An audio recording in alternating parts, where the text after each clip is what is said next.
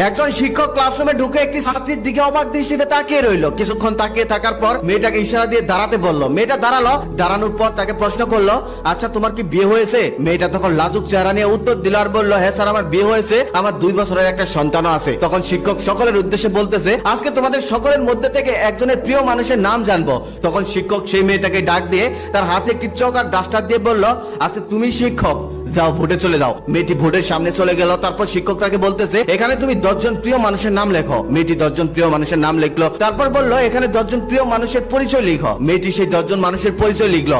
প্রথম জন ছিল মা, দ্বিতীয় জন ছিল বাবা, তৃতীয় জন ছিল ভাই, চতুর্থ জন ছিল স্বামী, পঞ্চম নাম্বারে ছিল তার সন্তানের নাম। বাকি 5 জনের মধ্যে 3 জন হলো তার বন্ধু আর 2 জন হলো প্রতিবেশী। তখন শিক্ষক তাকে বললো, এখান থেকে 5টি নাম তুমি কেটে ফেলো। তারপর মেয়েটি একটু ভেবে 5টি নাম কেটে ফেললো। তারপর শিক্ষক আবার বললো, এখান থেকে তুমি আরো 2টি নাম কেটে ফেলো। মেয়েটি এখন একটু ভাবনায় পড়ে গেল। ভাবতে ভাবতে আরো 2টি নাম কেটে ফেললো। তখন শিক্ষক আবার বললো, এখান থেকে তুমি আরো একটি নাম কেটে ফেলো। এবার মেয়েটি ভাবনায় পড়ে গেল। মেয়েটির চোখে জল এসে গেল।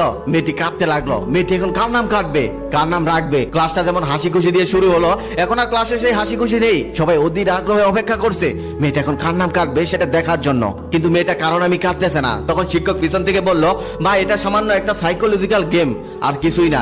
এখান থেকে একজনকে তোমাকে মেরে ফেলতে বলা হয়নি, জাস্ট নাম কাটতে বলা হয়েছে। তুমি এত চিন্তা করো না, কান্না করো না, একটা নাম কেটে ফেলো। তখন মেয়েটি একটা নাম কেটে ফেললো। সেটা হলো তার সন্তানের নাম। এখন শুধু একটি নাম অবশিষ্ট হলো, সেটা তার স্বামীর নাম। তখন শিক্ষক পেয়ে গেল তার সব থেকে প্রিয় মানুষ কোনটি। তখন শিক্ষক তাকে সামনে ডেকে এনে বলল, মা তোমার মনের উপর দিয়ে যে ঝড় আজকে বয়ে গেল, এটার জন্য আমি দুঃখিত, আমাকে ক্ষমা করো। তারপর তার ব্যাগ থেকে একটা গিফটের বক্স বের করে বলল, এখানে 10টি গিফট আছে, তোমার 10 জন প্রিয় মানুষকে একটি একটি করে দিয়ে দিও। আরেকটি প্রশ্ন আমি তোমার কাছে জানতে চাই, তোমার 3 জন বন্ধু আর 2 জন প্রতিবেশীর নাম না হয় কেটে দিলে, কিন্তু তোমার মা তোমাকে গর্ভে ধারণ করেছে, বাবা তোমাকে লালন পালন করেছে, ভাই তোমাকে ভালোবেসেছে। শুনেছি একটা মায়ের কাছে নাকি তার সন্তান সব থেকে দামি। এই 4 জন মানুষই ছিল তোমার জীবনের গুরুত্বপূর্ণ মানুষ, কিন্তু তুমি 4 জনের নামই কেটে দিলে, শুধু রেখে দিলে স্বামীর নাম।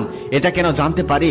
তখন মেয়েটা বলতে লাগলো, আমার 3 জন বন্ধু আর 2 জন প্রতিবেশীর নাম আমি প্রথমেই কেটে দিলাম, কারণ আমার স্বামী আছে, সন্তান আছে, তারাই আমার সব থেকে ভালো বন্ধু। তারপর যখন আপনি আরো 2 জনের নাম কাটতে বললেন, তখন আমি একটু চিন্তায় পড়ে গেলাম। তারপর ভেবে দেখলাম বাবা মা তো আর সারা জীবন বাঁচে না, তাই বাবা মায়ের নাম কেটে দিলাম। তারপর যখন আপনি আরো একজনের নাম কাটতে বললেন, তখন আমি আরো চিন্তায় পড়ে গেলাম, বাবা মা না থাকলে ভাই হয়তো একটু খোঁজ নিত। তারপর আমি কিছুক্ষণ ভেবে সেই ভাইয়ের নামও কেটে দিলাম। কিন্তু তারপর যখন আপনি আরো একজনের নাম কাটতে বললেন, তখন আমি আর কারণ আমি কাটতে পারছিলাম না, কারণ আমার স্বামী সন্তানই তো সব। তারপর আমি এক সময় ভাবলাম, আমার সন্তান হয়তো বড় হয়ে বিয়ে করবে, বিয়ে করার পর হয়তো আমাকে ভুলে যেতেও পারে, এমনটা হয় আমাদের সমাজে। কিন্তু আমার স্বামী, সে তো আমাকে কখনো ভুলে যাবে না, সে তো আমাকে কখনো ছেড়ে যাবে না, সে তো আমার পৃথিবীর সব থেকে ভালো বন্ধু। সে সুখে দুঃখে সবসময় আমার পাশে থাকে, এমনকি আল্লাহ চাইলে মৃত্যুর পর জান্নাতেও সে আমার সাথে থাকবে।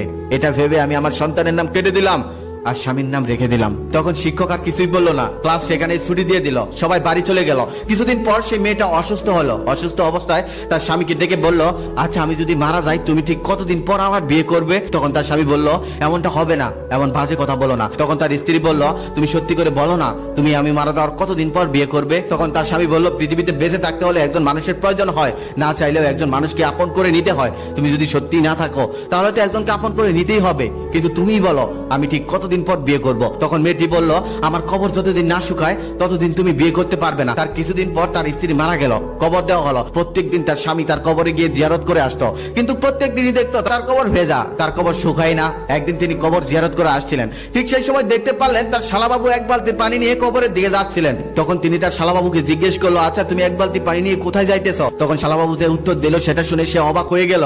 সে বলল, আমার আপু মৃত্যুর আগে আমাকে বলে গেছে প্রত্যেক দিন আমার কবরে এক বালতি করে পানি দিতে, আমার কবর যেন কখনোই না শুকায়। এটাই তোর কাছে আমার জীবনের সব থেকে বড় চাওয়া। তাই আমি আমার বোনের ইচ্ছে পূরণ করতে প্রত্যেক দিন আপুর কবরে এক বালতি করে পানি আমি দিয়ে যাই, যেন তার কবর কখনোই না শুকায়। এই গল্প থেকে কি শিখতে পারলেন জানেন?